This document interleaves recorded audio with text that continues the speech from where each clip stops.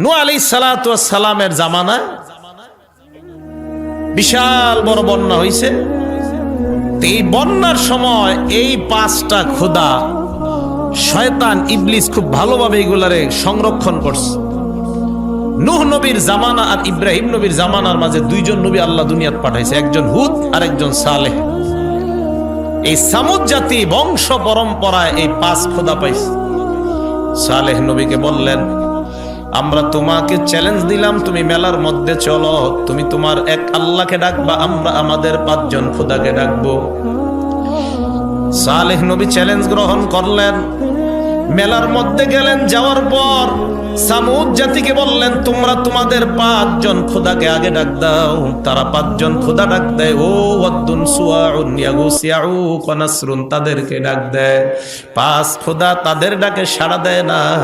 এবার সামুদ জাতি বলল, সালেহ পয়গম্বর, তুমি তোমার এক আল্লাহর কাছে তুমি বলো, আল্লাহ যদি তোমার চাহিদা পূরণ করে দেয়, আমরা সবাই দলে দলে তোমার দলে প্রবেশ করার ওয়াদা করলাম।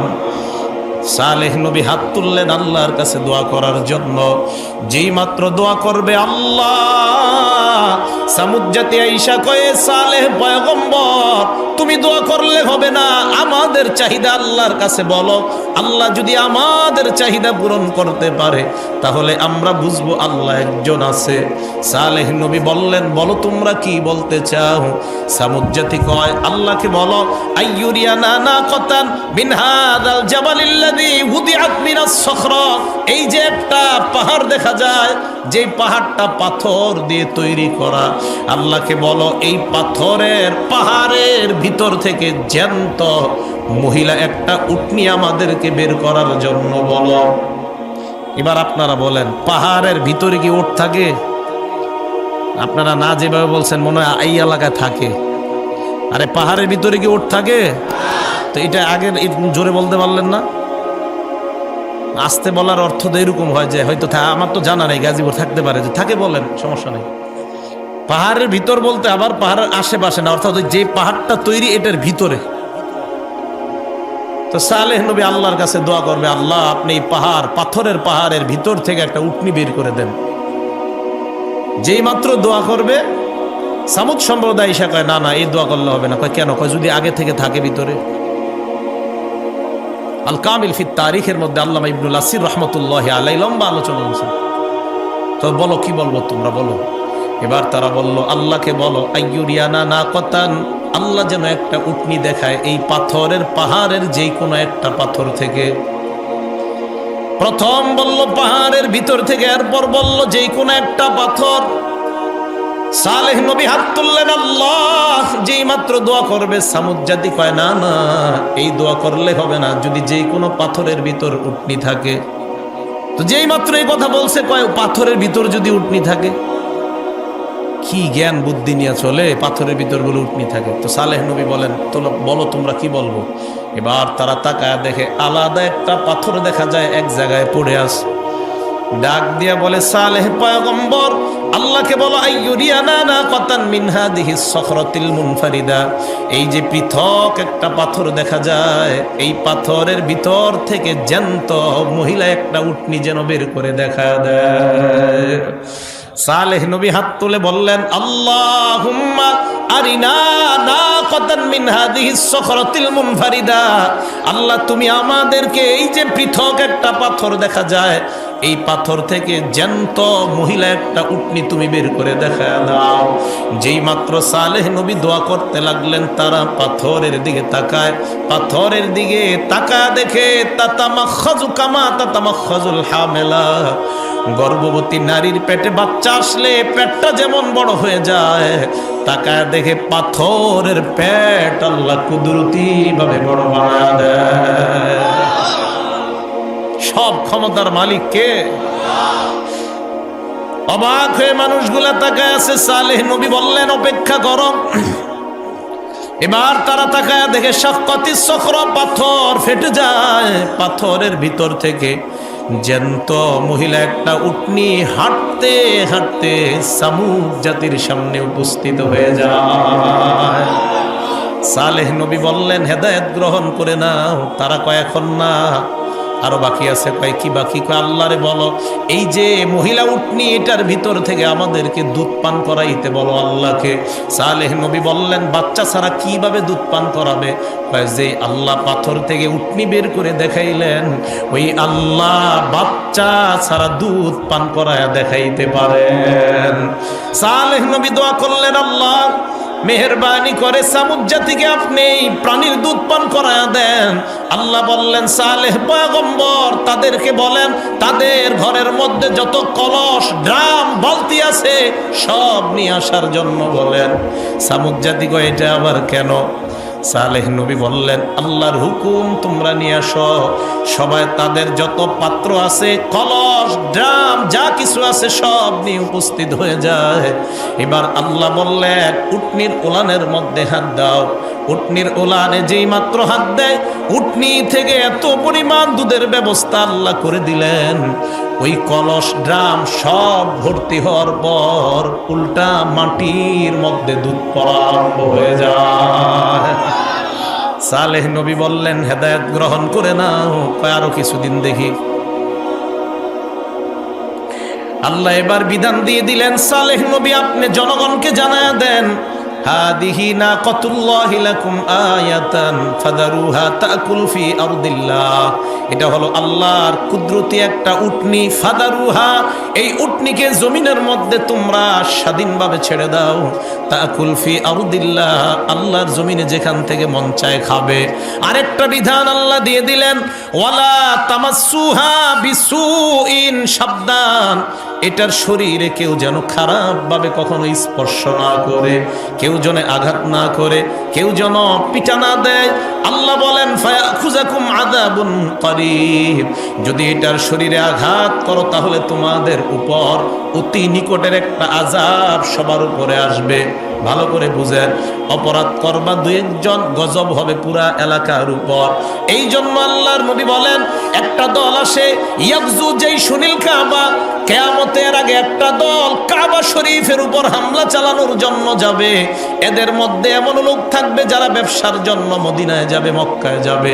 আরেক দল থাকবে হজ করার জন্য যাবে। এদের মধ্যে আরেক দল যারা কাবার উপর হামলা করার জন্য যাবে।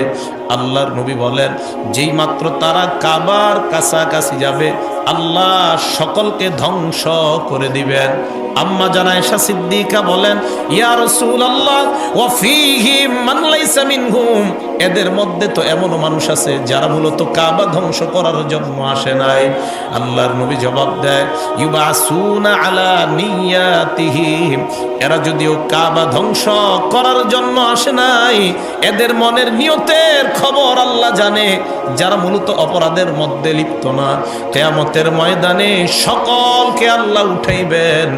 নিয়ত অনুযায়ী আলাদা আলাদা করে ভালো নিয়তওয়ালাদেরকে আল্লাহ জান্নাতের মেহমান বানায় দিবেন। অপরাধ একজন করলে গজব আসে পুরা এলাকায়। মসজিদ মাদ্রাসার উপর যদি অপরাধ করেন দুই চারজন গজব পুরা এলাকায় আসবে। কথা কি বুঝে আসছে? মসজিদ কার ঘর? মাদ্রাসা নবীর ঘর। এই মসজিদ মাদ্রাসায় যদি উল্টা পাল্টা কেউ তাকায় এটিও আল্লাহর কুদরত, আল্লাহর নিদর্শন। এই দিকেও যদি কেউ উল্টা পাল্টা দৃষ্টি দেয় তা আল্লাহ পাক রব্বুল আলামিনের জিহাদি মুজাহিদ বান্দা আছে দুনিয়ায় মুসলমানরা তখন বসে থাকবে না। নিজের শরীরের শেষ বিন্দু রক্ত দিয়ে বাতিলদের সাথে সার্বক্ষণিক ওলামায়ে কেরামের সাথে এক হয়ে জিহাদে লিপ্ত হতে মুসলমান রাজি আছে, কোনো সন্দেহ নাই। সালেহ আলাইহিস সালাতু ওয়াস সালাম তাদেরকে জানায় দিলেন কেউ কিন্তু খারাপভাবে এটারে ধরবা না। এই কথা বলার পর সালেহ আলাইহিস সালাতু ওয়াস সালাম বলে দিলেন এলাকায় দুইজন খারাপ মহিলা ছিল। এই দুই খারাপ মহিলার কাছে প্রতিদিন দুইজন খারাপ মানুষ অপকর্ম করার জন্য যাইত। ওই দুই মহিলার কাছে গেছে, যাওয়ার পর মহিলা দুইজনকে আজকে আমাদের সাথে অপকর্ম করতে পারবা না। কয় কেন? আগে এক কাজ করতে হবে, সালেহ নবীর আল্লাহ যে উটনি দিছে এই উটনিটাকে হত্যা করবা। বলেন নাউজুবিল্লাহ। বলেন তো হত্যা একজনে করলে গজব আসবে পুরা সবার উপর। এই দুইজন হলো একটু খারাপ প্রকৃতির। তারা বের হলো, বের হওয়ার পর চিন্তা করলো, হায় হায়, এখন যদি এইটারে হত্যা না করি তাহলে তার অপকর্ম করতে পারবো না।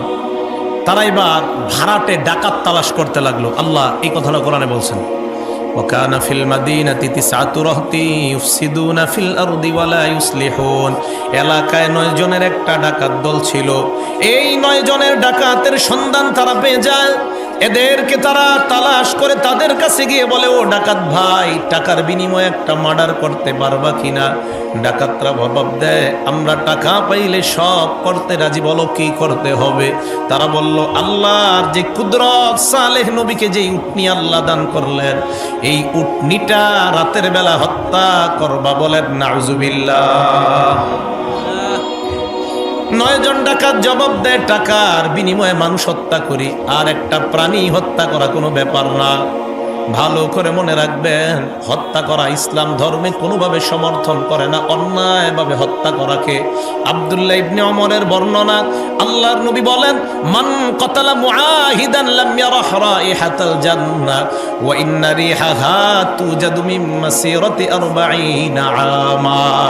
আল্লাহর নবী বলেন, কোন মুসলমান যদি অন্যায়ভাবে কোন মুসলমানকে হত্যা করে, এই মুসলমানটা জান্নাতের ঘ্রাণও পাবে না, অথচ জান্নাতের ঘ্রাণ 40 বছরের দূরে থেকে জান্নাতীর নাকের মধ্যে আল্লাহ পৌঁছায় দেন। হত্যা করা যাবে না, এটা অন্যায়, এবং হত্যাকাণ্ডকে সমর্থনও করা যাবে না, এটা অন্যায়। কেন সমর্থন করা যাবে না? যে যাকে হত্যা করবে, বুখারী শরীফের বর্ণনা, আল্লাহ রাসূল সাল্লাল্লাহু আলাইহি সাল্লাম বলেন, আকবরুল কাবাইর, সবচেয়ে বড় কবিরা গুনাহ 4টা। 1 নাম্বার আল ইশরাকু বিল্লাহ, আল্লাহর সাথে শিরিক করা। 2 নাম্বার কতলু নাসামা, অন্যায়ভাবে কাউকে হত্যা করা। 3 নাম্বার উকুকুল ওয়ালিদাইন, পিতামাতার নাফরমানি করা। 4 নাম্বার কাউলুজ জুর কানা মুত্তাকিআন সুম্মা ক্বালা ওয়া শাহাদাতুজ জুর, 4 নাম্বার মিথ্যা কথা বলা। নবী এইভাবে ছিলেন, হেলান দেওয়া, উইঠা বললেন, মিথ্যা সাক্ষী দেওয়া, এটাও বড় অপরাধ। তাহলে এই হত্যাকাণ্ড, এগুলো ইসলাম সমর্থন করে না। তো এরা 9 জন ডাকাত কয়, কি ব্যাপার না, টাকার বিনিময়ে মানুষ মারি আর একটা প্রাণী মারবো, এটা কোনো ব্যাপার না। রাতের বেলা গেছে। এই 9 ডাকাতের মধ্যে একজনের নাম কুদার। বলেন কি নাম? কুদার, কফ দাল আলিফ র, কুদার। তাফসিরে জালালাইনে তার নাম আসছে, নাম কি? কুদার। 9 জন ডাকাত যায়। যাওয়ার পর কুদার নামক ডাকাত সর্বপ্রথম উটনির উপর হামলা চালায়। ডাকাতরা উটনিটাকে রাতের বেলা হত্যা করার পর সকালবেলা এলাকার মধ্যে খবর ছড়ায় যায়, আল্লাহর কুদরতটা কারা জানি হত্যা করছে। সবার মধ্যে আতঙ্ক। এখন আযাব যদি এলাকায় আসে, সবার উপর আসবে। সালেহ নবীর কানে যায়, পয়গম্বর, কারা জানি রাতের বেলা আল্লাহর কুদরতটা হত্যা করছে। সালেহ নবী উটনির কাছে আসলেন আর বললেন, কারা এই কর্মটা করলা? তাড়াতাড়ি বলো, অন্যথায় আল্লাহ আমাকে জানায়া দিবে। 9 জন ডাকাত তারা বলে, নবী যেহেতু আল্লাহর মাধ্যমে জেনে নিবেন, চলো একটা কাজ করি, আজকে রাত্রে নবীকেই হত্যা করি। বলেন নাউজুবিল্লাহ। শুধু তাই নয়, তারা শপথ করলো, ক্বালু তাকাসামু বিল্লাহি লানুবাইয়িতান্নাহু ওয়া আহলাহু সুম্মা লানাকুলান্না লিওয়ালিয়িহি মা শাহিদনা মাহলিকা আহলি। আমরা রাতের বেলা সালেহ নবী এবং তার পরিবারের উপর রাতে হামলা চালাবো।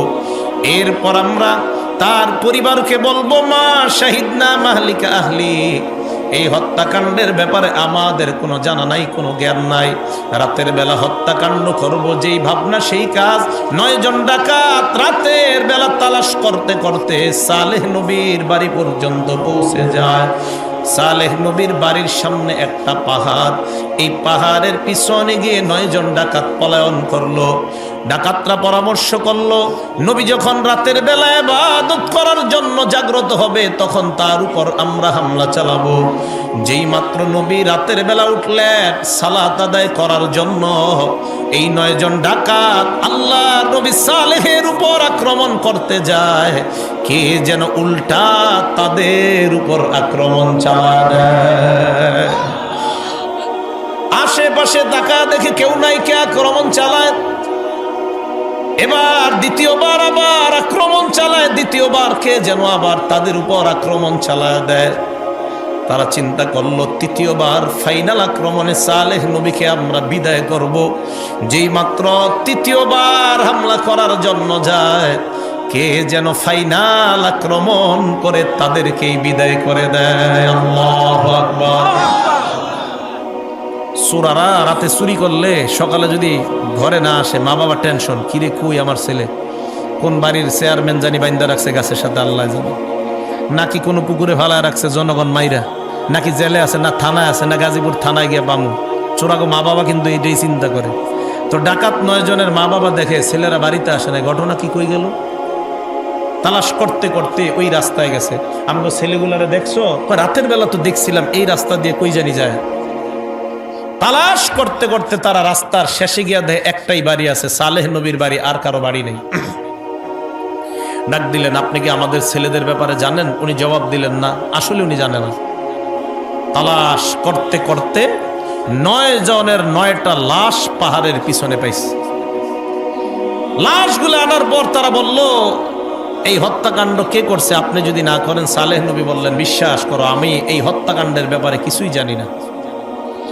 সালেহ নবীকে তারা হুমকি দিল, আপনি এই হত্যাকাণ্ড করছেন, তোমার খবর আছে। এই হুমকি দিয়ে যখন তারা চলে যায়, আল্লাহ পাক রব্বুল আলামিন সালেহ নবীকে জানায়া দিলেন, পয়গম্বর তাদেরকে জানায়া দেন, রাতের বেলা আমার নবীকে তারা মারতে চায়, আমি আল্লাহ ফেরেশতাদের মাধ্যমে তাদেরকে শেষ করে দিলাম। এই জন্য মুসলমান আলেম উলামা, এদের যেই শক্তিটা এটা হলো নেয়ামতি শক্তি, আর অন্যদের যেই শক্তি এটা হলো বিভিন্ন কৌশলগত শক্তি। ভালো করে মনে রাখবেন, ওলামাদের শক্তি, ওলামাদের পাওয়ার এটা হলো নেয়ামতি পাওয়ার, অন্যদের পাওয়ার এটা হলো কৌশলগত পাওয়ার। কৌশলগত পাওয়ারের মেয়াদ থাকে 10 বছর, 12 বছর, 15 বছর, 100 বছর, এরপর এটার মেয়াদ আর থাকে না। নেয়ামতগত যেই পাওয়ার, এই পাওয়ার এমন একটা পাওয়ার, এটার সম্পর্ক সরাসরি আল্লাহর আরশের সাথে। এই পাওয়ারের কারণে আল্লাহর কসম, যেই দেশের মধ্যে নেয়ামতি শক্তির পাওয়ার বেশি আছে, খোদার কসম যারা ওই দেশের উপর লুলুপ দৃষ্টি দেয়, ওই দেশের উপর লুলুপ দৃষ্টি দিয়ে তারা কখনো সবল হতে পারবে না।